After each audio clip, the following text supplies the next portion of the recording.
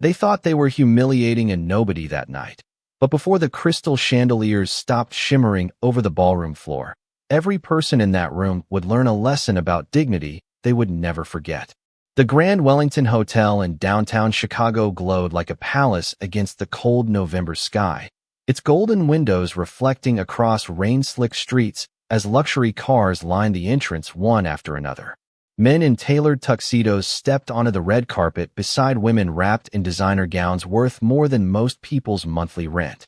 Laughter drifted beneath the marble archways while photographers called out names of politicians, investors, and celebrities attending the Hale Foundation Charity Gala, one of the most exclusive fundraising events in the city. But among the sea of diamonds and polished black shoes, one woman instantly became the center of quiet judgment the moment she approached the entrance. Claire Bennett stepped out of a modest silver sedan, wearing a simple navy blue dress that fell just below her knees, paired with a wool coat she had owned for years. Her blonde hair rested softly against her shoulders, untouched by flashy styling, and the only jewelry she wore was a delicate silver bracelet hidden beneath her sleeve. At 36, Claire carried herself with a calm grace that didn't beg for attention, which was exactly why people overlooked her so easily. A valet glanced at her car, then at the line of Bentleys and Escalades behind her, and his polite smile faded almost instantly. Claire thanked him anyway before walking toward the ballroom entrance with quiet confidence, her heels tapping softly against the polished stone steps. Inside the lobby, violin music floated through the air while enormous chandeliers cast golden light across marble floors so glossy they reflected every movement like glass. Guests turned subtly as Claire entered the check-in area, their expressions shifting with the same unspoken thought. She doesn't belong here. Behind the registration table stood Victoria Hale, the elegant director of the foundation and granddaughter of the organization's wealthy founder. Victoria's white satin gown shimmered beneath the lights as she scanned Claire from head to toe with barely concealed disdain. "Good evening," Claire said gently. "I'm here for the gala." Victoria offered a smile so thin it barely counted as kindness. "Name?" "Claire Bennett." Victoria typed slowly into the guest database, then paused. Her eyebrows lifted slightly before she leaned back in her chair. "That's strange," she said loudly enough for nearby guests to hear. "I don't see your name anywhere." A hush quietly spread around the check-in desk. Claire remained calm. "There must be some mistake. I received a personal invitation." Victoria folded her arms. "This event is invitation only, Miss Bennett. We're very strict about that." Beside her, Olivia Grant, a wealthy socialite draped in diamonds, glanced toward Claire's modest dress and smirked into her champagne glass. "Maybe she wandered in from another event," Olivia whispered, just loud enough for others to laugh softly. Claire felt dozens of eyes settling onto her face, waiting to see embarrassment crack through her calm expression. But she simply reached into her purse and handed Victoria the cream-colored invitation card.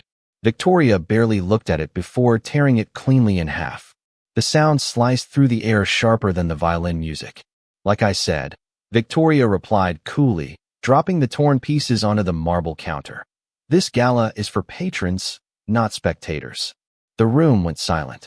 Claire looked down at the torn invitation resting on the marble counter for only a second before lifting her eyes again, calm and steady despite the dozens of people watching her humiliation unfold beneath the glowing chandeliers. Most women in that moment would have argued or walked away in tears, but Claire Bennett had spent too many years learning that dignity did not need to shout in order to survive. Around her, whispers spread quietly through the ballroom entrance like smoke.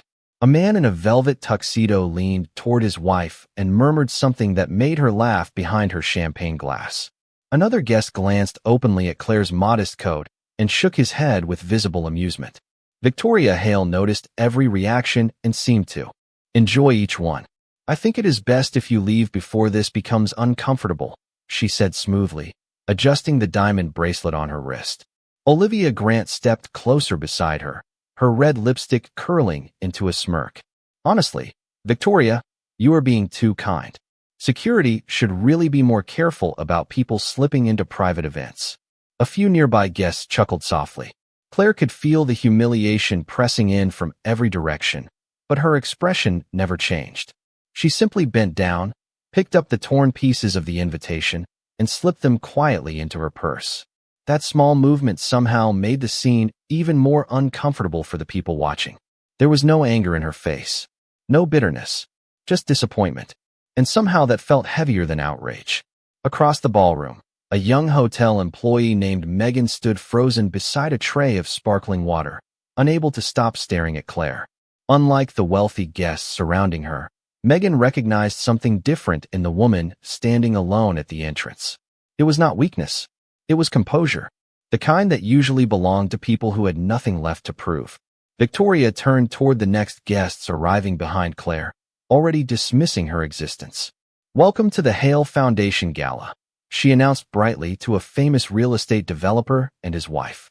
"We are so honored you could join us tonight." The contrast was immediate and deliberate.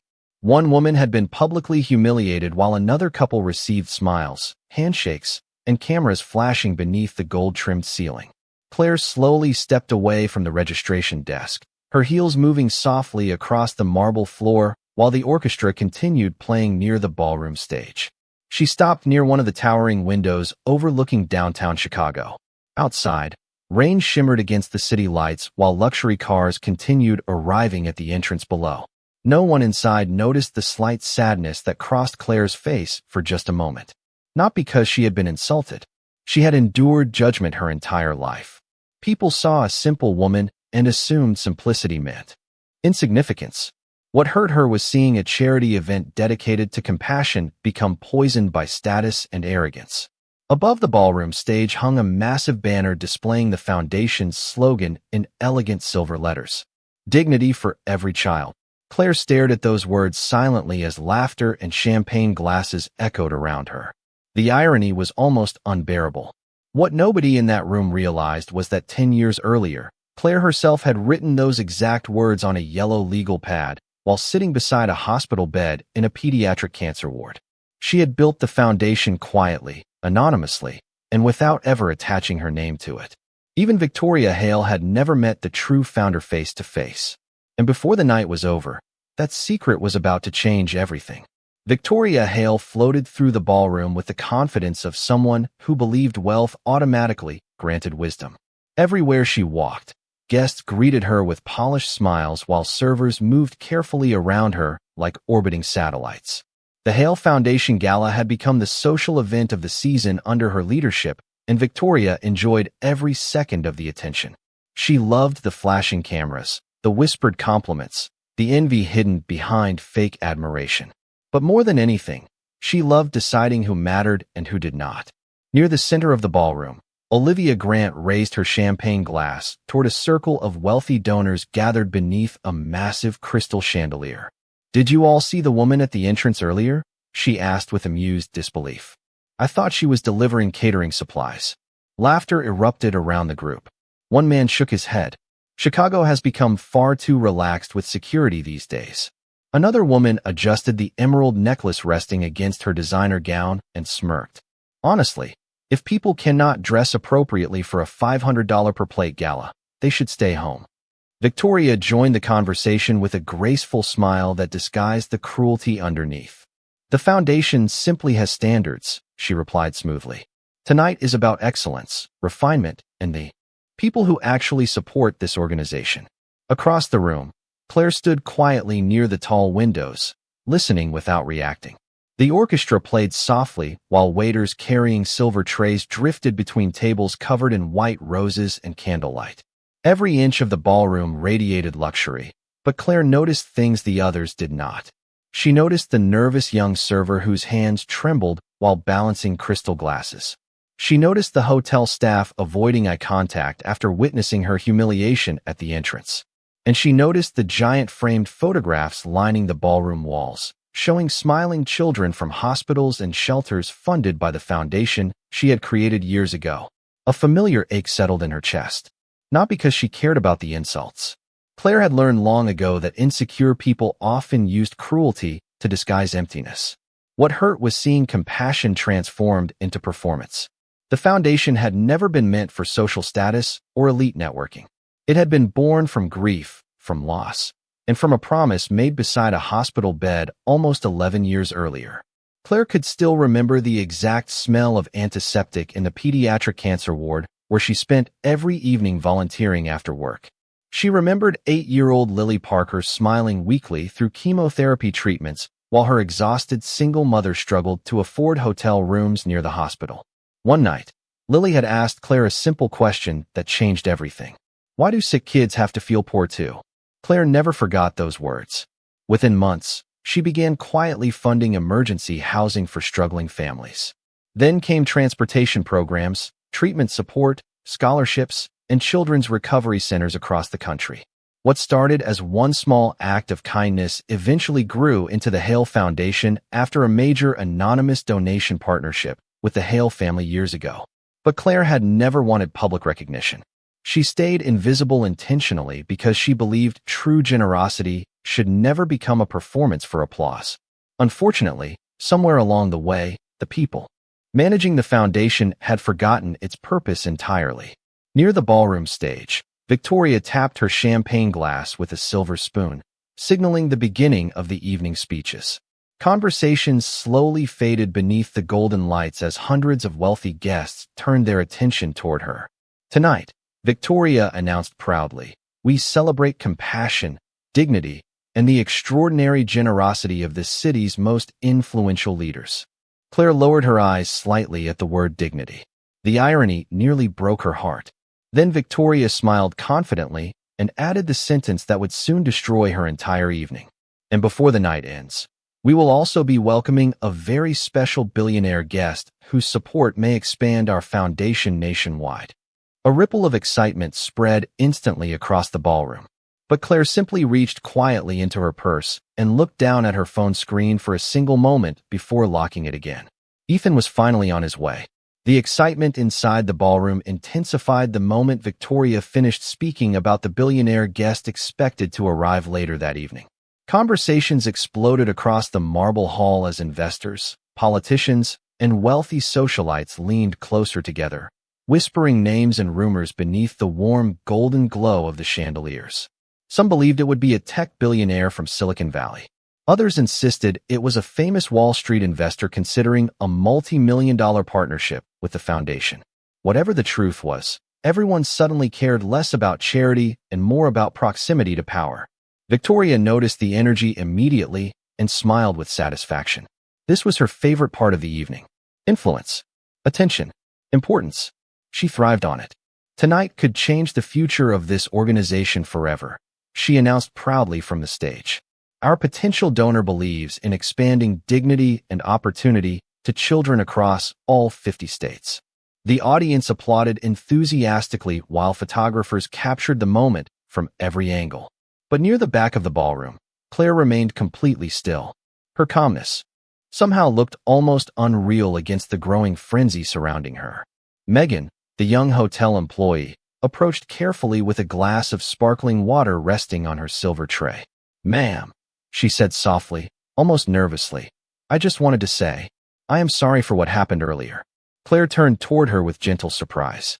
"Thank you," she replied warmly. "That was very kind of you." Megan hesitated before lowering her voice further. "I do not think you deserved any of it." Claire smiled faintly, though sadness lingered in her eyes. Sometimes people become so distracted by appearances that they stop seeing humanity. The words stayed with Megan long after she walked away. Across the ballroom, Olivia Grant continued entertaining guests with exaggerated versions of the entrance incident. Victoria literally tore the invitation in half. She laughed dramatically. You should have seen the look on that woman's face. Several people laughed along with her, while others exchanged uncomfortable glances. Even among the wealthy crowd, some sensed the cruelty had gone too far. But nobody challenged Victoria openly. People rarely confront arrogance when it wears expensive clothing and carries social influence. Near the orchestra platform, Victoria accepted compliments from donors who praised how professionally she handled the awkward situation. One older businessman chuckled while adjusting his cufflinks. "You protected the image of the foundation. That kind of exclusivity matters." Victoria nodded proudly. "Standards matter," she replied, "especially in organizations connected to elite philanthropy." The irony of her words hung invisibly in the air like smoke. Because at that exact moment, outside beneath the cold Chicago rain, A black SUV quietly turned onto the circular driveway leading toward the Grand Wellington Hotel entrance. The security staff outside immediately straightened.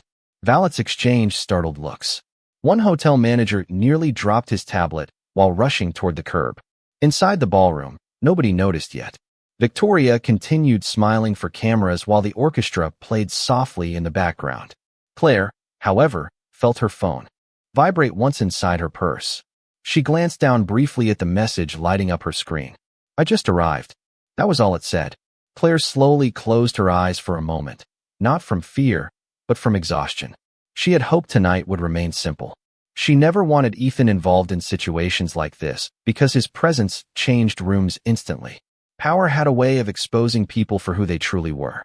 And unfortunately for Victoria Hale, the entire ballroom was about to reveal its true character. Near the front entrance, one of the hotel's senior managers suddenly hurried across the ballroom floor with visible panic in his expression. Guests began noticing the unusual movement immediately. Conversations softened. Heads slowly turned toward the massive glass doors leading into the lobby. Even Victoria frowned slightly as she noticed security staff whispering urgently into their earpieces. Then the orchestra stopped playing entirely. The silence that followed felt electric. And just beyond the glowing entrance doors, the shadow of a tall man in a black tailored coat appeared beneath the flashing lights outside. The massive glass doors slowly opened as rain and cold November air swept briefly into the ballroom, carrying with it a silence so sudden that even the clinking champagne glasses stopped. Every head turned toward the entrance at once. The hotel staff standing near the lobby immediately straightened their posture while security guards stepped aside without being asked. Then Ethan Bennett walked inside.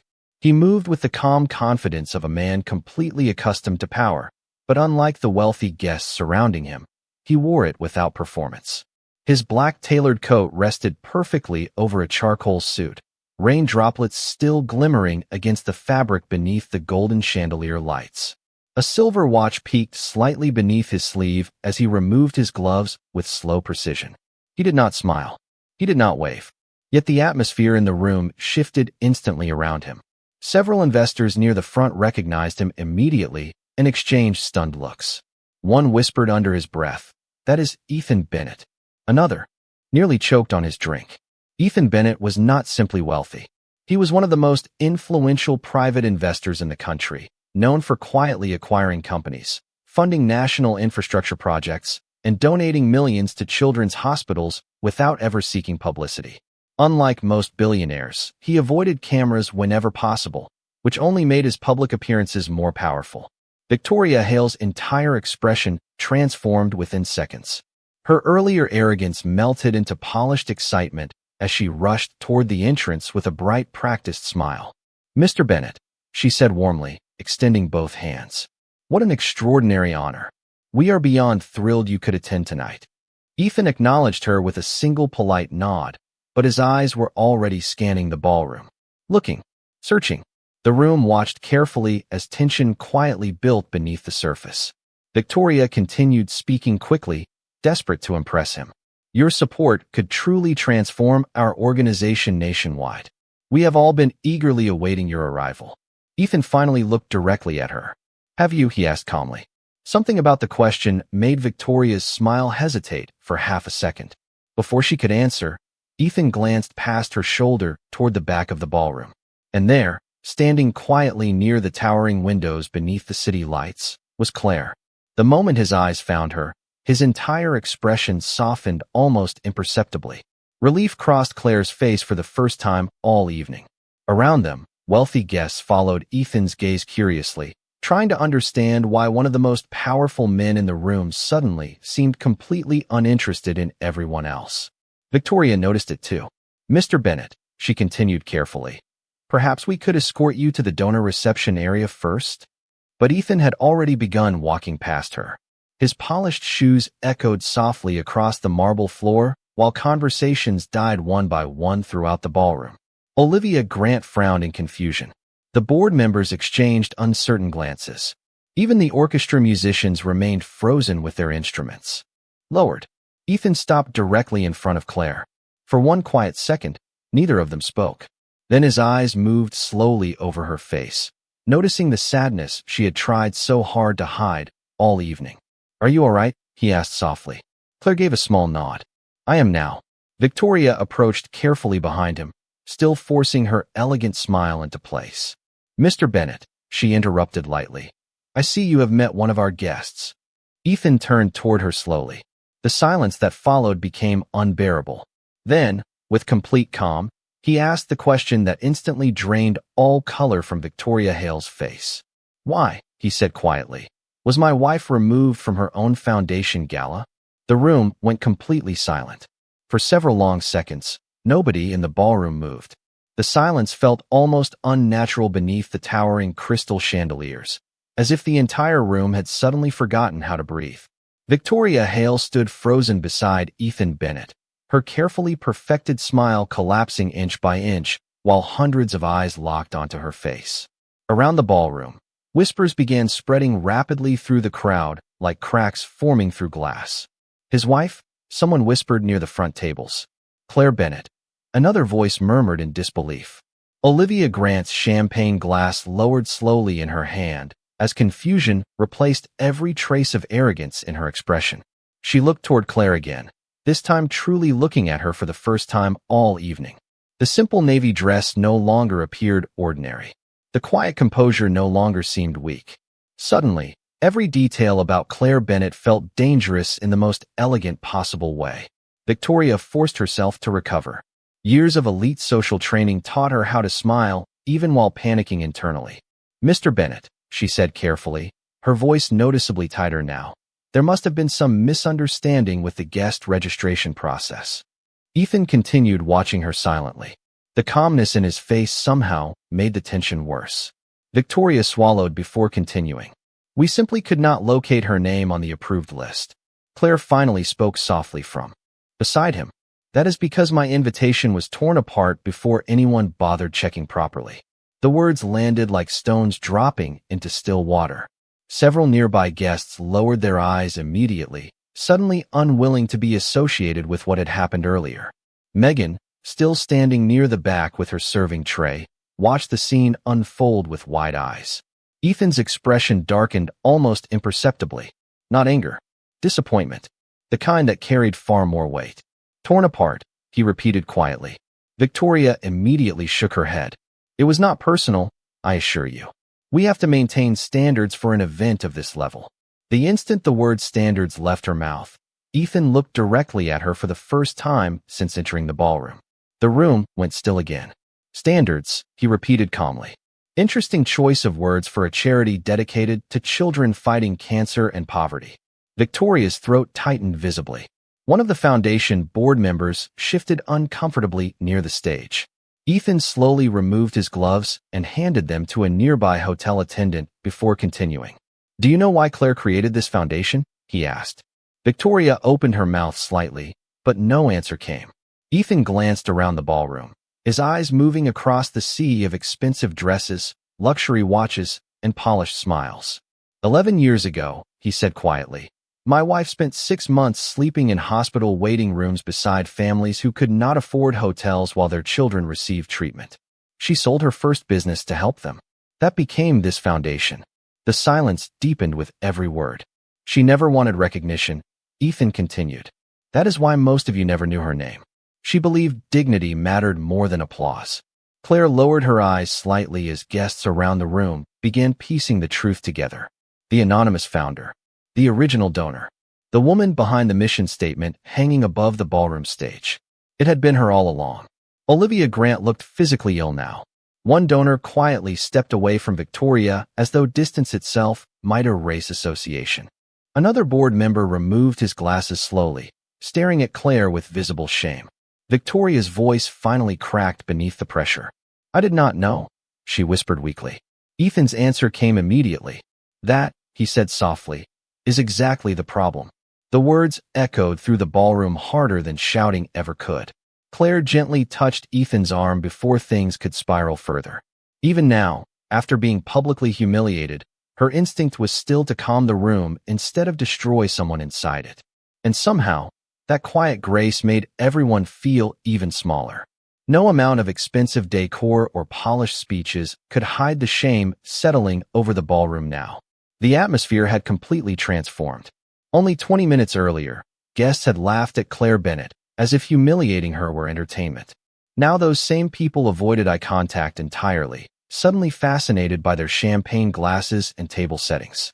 The truth had entered the room, and arrogance rarely survives truth for very long. Victoria Hale stood motionless near the center of the ballroom, her face pale beneath the chandelier lights while cameras quietly lowered around her. For the first time that evening, nobody rushed to stand beside her. Nobody laughed at her jokes. Nobody praised her leadership. Social loyalty vanished quickly when power shifted directions. Claire noticed it immediately. She had seen it happen countless times in elite circles. People who worship status rarely possess genuine character. Ethan remained calm beside her, but his silence carried authority heavier than anger. Across the ballroom, several foundation board members began whispering urgently among themselves. One older woman finally stepped forward from the crowd. Eleanor Whitmore had served on the foundation board for nearly a decade and was widely respected throughout Chicago's philanthropic community. Unlike the others, she looked deeply disturbed rather than merely embarrassed. "Claire," Eleanor said quietly, "is it true? You are the original founder." Claire hesitated for a moment before nodding softly. The foundation began with a pediatric housing program years ago. The Hale family helped expand it nationally later on. Eleanor looked devastated. "All these years," she whispered, "and we never even knew." Claire offered a small, sad smile. That was intentional. Around them, the room listened in complete silence.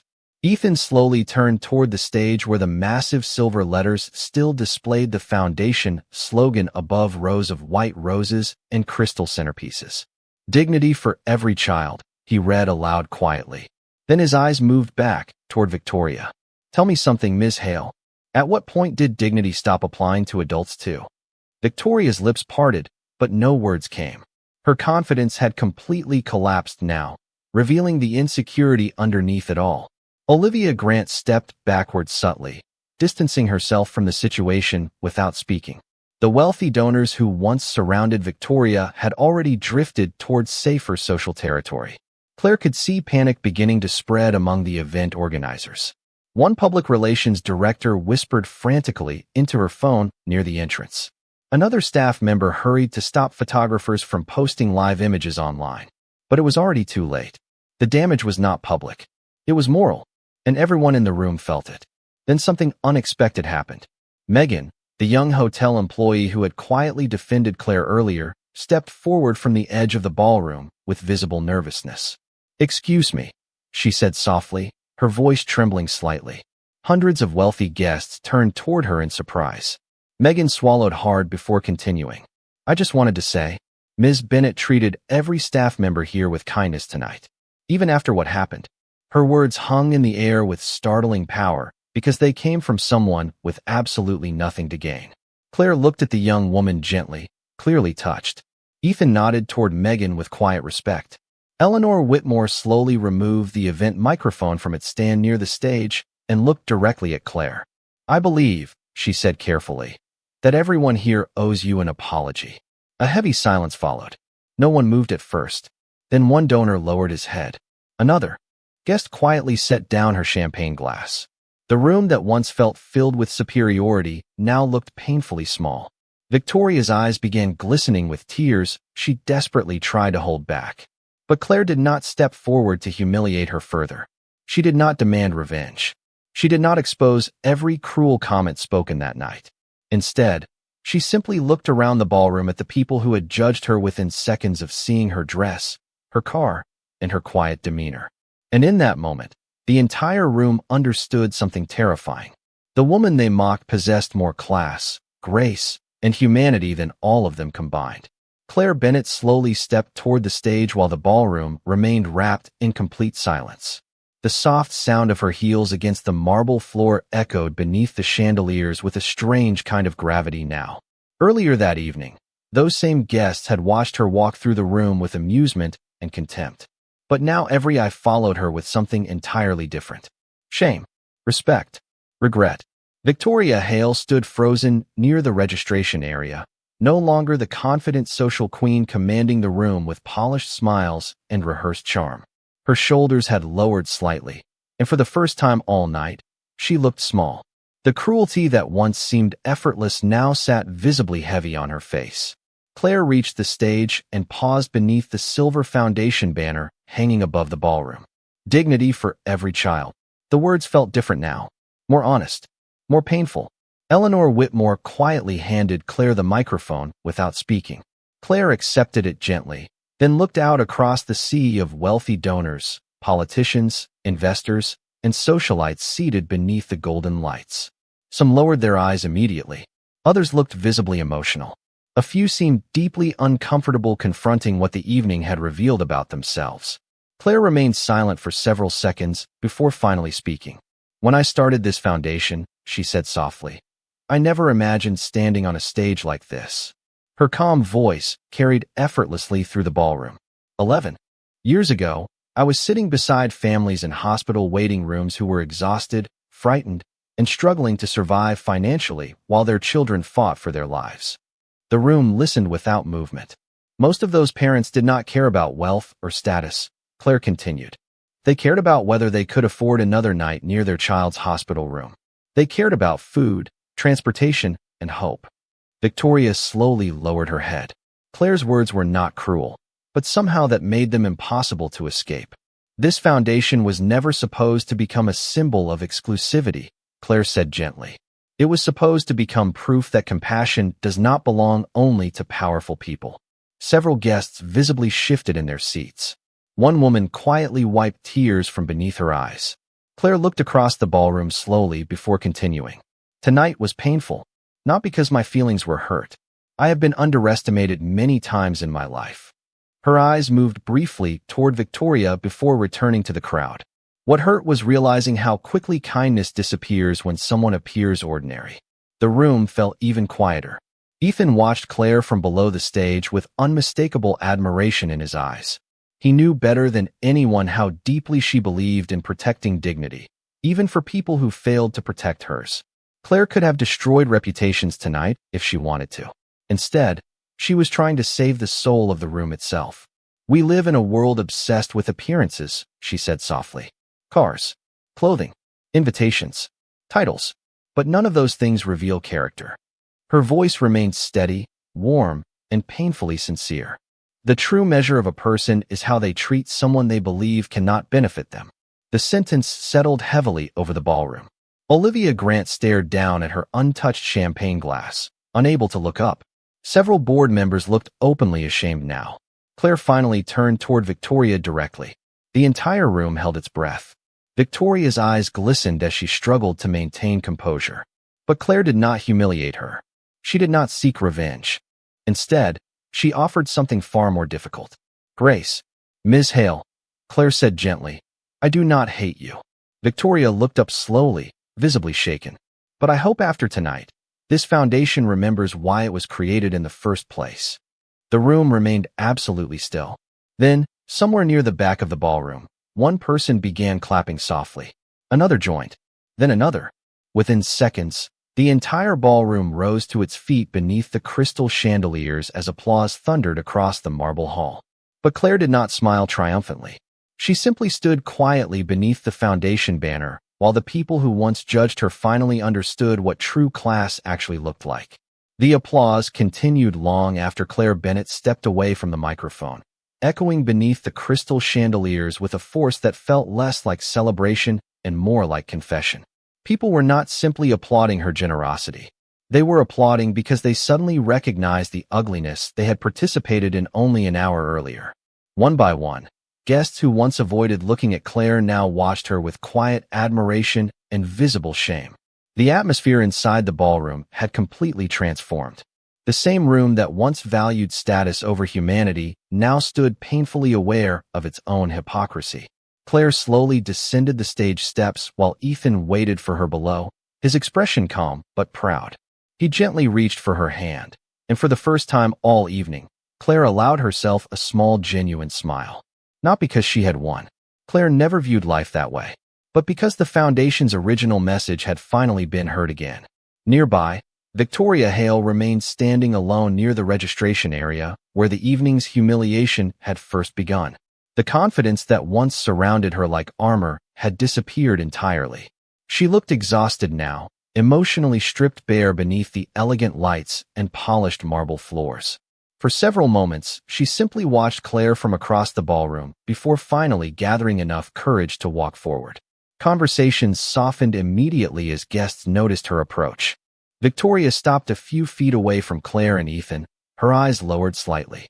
"Mrs. Bennet," she said quietly, her voice unsteady, "I owe you an apology." The ballroom remained completely silent. Claire looked at her calmly without speaking. Victoria swallowed hard before continuing. "What I did tonight was cruel, arrogant, and deeply embarrassing. Not for you. For me." The honesty in her voice surprised everyone. Tears shimmered briefly in her eyes, though she fought to maintain composure.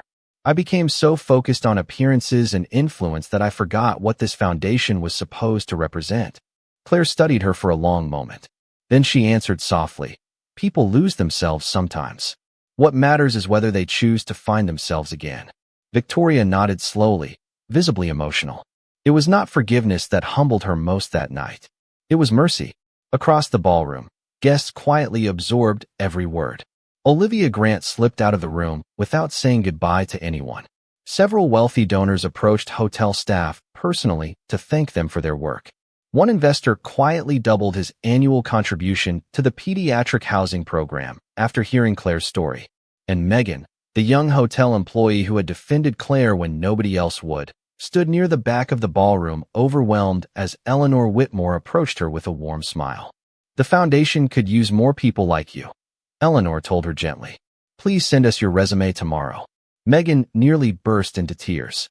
Sometimes dignity changes lives in ways no one expects. Later that evening, the orchestra began playing again, softer this time, while guests spoke with less arrogance and more humanity than when the night had begun. Claire and Ethan stood together near the towering ballroom windows overlooking the glittering Chicago skyline. Rain still traced slowly down the glass, while city lights shimmered across the dark streets below. Ethan glanced toward Claire quietly. "You could have destroyed every person in that room tonight," he said softly.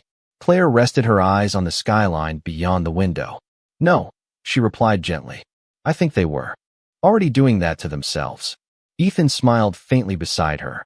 And somewhere behind them, beneath crystal chandeliers and polished marble floors, the most powerful people in the city finally learned something money could never buy. True class is not revealed by wealth, status, or invitations. It is revealed by how you treat people when you believe they have nothing to offer you in return. And that night, the simplest woman in the ballroom carried the greatest dignity of them all.